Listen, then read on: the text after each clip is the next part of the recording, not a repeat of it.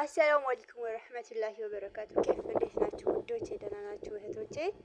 አልሐምዱሊላህ ደህና ነኝ። ዛሬ እስቲ ለአላህ ብዬ የሆነ ነገር ላሳያችሁና ላስተምራችሁ መጣሁ ማለት ነው።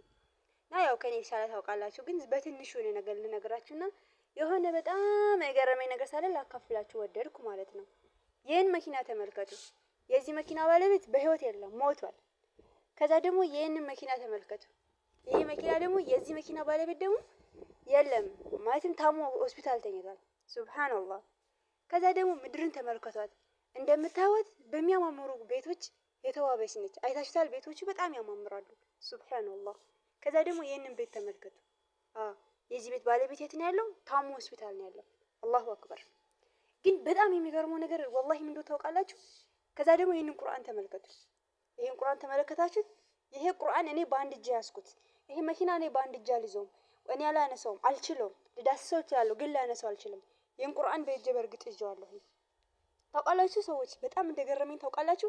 ከዛ ለአንድ አፍታ እዛች ፀሐዩ ይታያቸዋል። ማንም ሰው ያንን ፀሐይ አንድ አፍታ አይደለም አንድ ደቂቃ የሚረግጠው ሰኮንድ የሚረግጠው ሰው የለም። ሁላችንም የምንለፈው ወይ ይሄ መኪና ለመግዛት ነው፣ ወይ ደግሞ እንደዚህ አይነት ቤት ለመስራት ነው፣ ወይ ደግሞ በቃ አላውቅም የሆነ ለተራ ነገር ነው። እና ግን ወደ አላህ ለምን አንመለስም?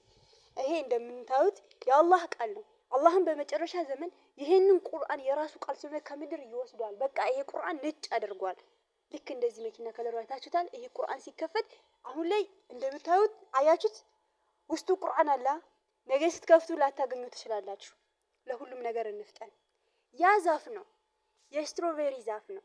እናም ደግሞ ፍሬ ስላለውና ለምግብነት ስለሚያገለግል እሱን ለመብላት እሱን ማለትም ለመግዛት ገንዘብ ያስፈልገናል። እሱን ደግሞ ሰርተን ነው የምናገኘው። እና ደግሞ ልክ ለሆዳችን ስንል ለሆዳችን በት ስንል በቃ የአኺራን ነገር እርስት እናደርጋለን። ወላሂ አውቃለሁ። ይኸው እስቲ እንዴት እንደሚያምር ያምራል አይደል? ዱንያ በጣም ቆንጆ ውብ ነች አይደል? ወላሂ ለአዚም ግን መቼም ቢሆን ከጀነት አትበልጥም። እቺ ቆሻሻ ዱንያ መቼም ቢሆን ከጀነት አትበልጥም። እኛ ደግሞ ለሷ ልንሸነፍላት አይገባም። መች ነው የምንመለሰው? ነገ? ከነገ ወዲያ? ወይስ መች? እስቲ የዛሬ መዋላችንና ማደራችን እርግጠኛ ናችሁ እህቶቼ? አይደለንም እኮ ማዳም እንደምታሰቃይ ያውቃለሁ። የማዳም ቤት እረፍት እንደሌለው አውቃለሁ። እንደሚነዘንዙ አውቃለሁ። ሰላም እንደማይሰጡን አውቃለሁ። ግን ደግሞ ማለት ነው የሚገርመው ነገር እንደው ታውቃላችሁ? ሁላችንም የምንሰራው ለሆድ ነው፣ ለመኖር ነው። ለሆዳችን ስንሰራ ሆዳችን ምግብ እንደሚያስፈልገው ሁሉ ቀልባችንም ደግሞ ቁርአን ይፈልጋል፣ ቀለብ ይፈልጋል። ቀልባችንን መመገብ አለበት። የቀልባችን ምግብ ደግሞ ይሄ ነው። ይሄ የምትመለከቱት ቅዱስ ቁርአን፣ ይሄ ውብ ቁርአን ለቀልባችን ያስፈልገዋል። ገብታችኋል እህቶቼ? ስለዚህ አትሸወዱ። ነገ፣ ዛሬ፣ በኋላ እንደዚህ እያላችሁ ጊዜ አትስጡ። ሳንቶበት እንዳንሞት ወላሂ እንዳንሞት፣ በጣም በሚደብር ሁኔታ እንዳንሞት። እቺ ምድር እቺ ውብ የሆነች ምድር እንዳታታለን። ምኗም ውብ አይደለም መስሏችሁ ነው። ወላሂ ምኗም ውብ አይደለም። ልንሸወድላት ምንም አይገባም። ወላሂ ነው የምላችሁ። ስለዚህ ወደ አላህ እንመለስ። አሁን ዛሬ አልረፈደብንም። ይሄ የምታዩት ውብ ነገር ሁሉ ቀሪ ነው። የዚህ ቤቶች ባለቤት ሞቷል፣ የሉም። ለምንድን ነው ታዲያ ቤቱ ለምንድን ነው አብሯቸው ቀብር ውስጥ ያልገባው? ቀብር ውስጥ የሚገባው መልካም ስራዬ ነው። ይሄ ቁርአን ይሄ ያስኩት ቁርአን ወይ ይመሰክርብኛል ወይ ይመሰክርልናል፣ ወይ ይመሰክርብናል ወይ ይመሰክርልናል። የቱን ነው መሆን የምትፈልጉት?